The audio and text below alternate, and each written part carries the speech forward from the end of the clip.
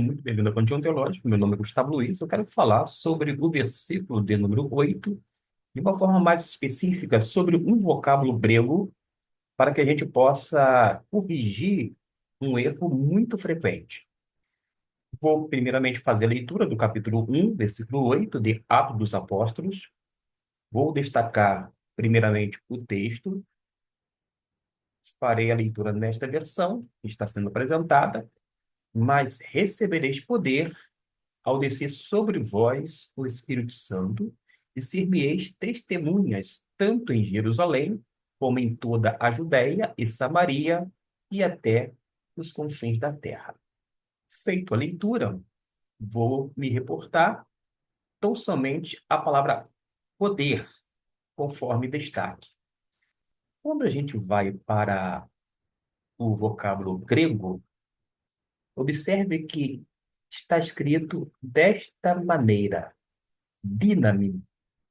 Dinamin significa literalmente poder ou ainda capacidade. Acontece que, vez ou outra, nós ouvimos, quer de púlpito, quando não na escola bíblica dominical, ou ainda no meio de uma conversa informal entre crentes, entre pessoas interessadas e apaixonadas pela Bíblia, nós ouvimos o seguinte: esse poder que nós recebemos da parte de Deus é o poder da onde vem a palavra dinamite. De fato, procede, porque dinamite vem de dínamo. Mas acontece que a ideia no texto não é um poder dinamital, até porque, naquele período, não apenas o escritor Lucas, mas as pessoas não concebiam a dinamite. Não se refere, em hipótese alguma, um poder como eu apelidei de dinamital, porque simplesmente inexiste esta ideia ou concepção naquela época. Além do que, se a gente analisar bem, a dinamite, ela tem um poder de destruição, ela causa estrago, ela cria literalmente um caos.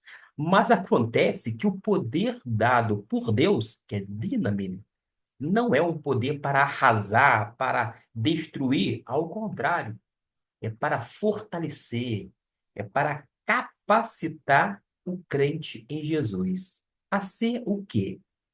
Ser testemunha de Cristo Jesus. É o que o texto nos diz.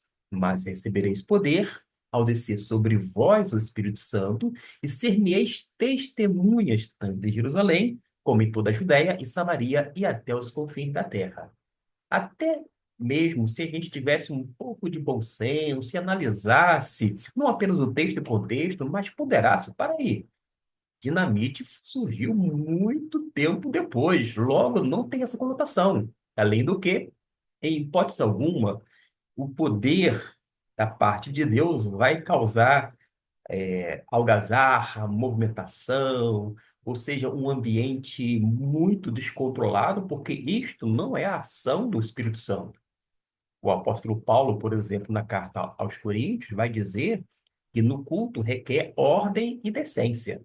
Particularmente, quando adolescente, eu fui numa igreja evangélica, recebeu um conferencista de fora, e ele começou a fazer um monte de coisas ali a partir do púlpito, quando não, as pessoas, era uma igreja com centenas de membros.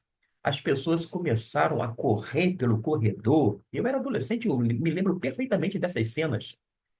E as pessoas saíam correndo pelo corredor para lá e para cá. Algumas delas, pasme, ficavam em cima dos bancos como se estivesse sapateando de uma forma muito frenética, emitiam sons incompreensíveis. Outras começavam a rodar, se movimentar para lá e para cá, enfim, uma verdadeira balbúrdia dentro de um ambiente religioso, cá entre nós. A pessoa que me convidou depois ficou até entristecida com o ocorrido, porque não esperava-se aquele tipo de comportamento descontrolado, tampouco um emocionalismo exacerbado. Eu fiquei, na época, boquiaberto, mas acredite em mim, Depois eu vi coisas até piores do que estas que foram descritas. O que eu acabei de narrar não foi algo que alguém me disse, não é de ouvir falar. Eu vi com esses olhos que um dia a terra há de comer. Eu ouvi com estes ouvidos. Não é uma mera redundância, estou aqui enfatizando, estou chamando a sua atenção. E o fato mencionado é fidedigno. Não é algo fictício, inventado e tampouco acrescentado absolutamente nada.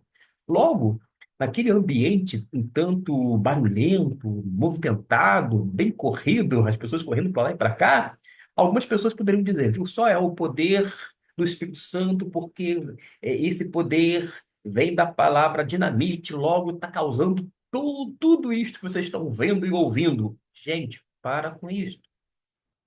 Esse poder que é concedido pelo Espírito Santo foi concedido, por exemplo, dentro desse texto, ao receber, ao descer sobre eles o Espírito Santo.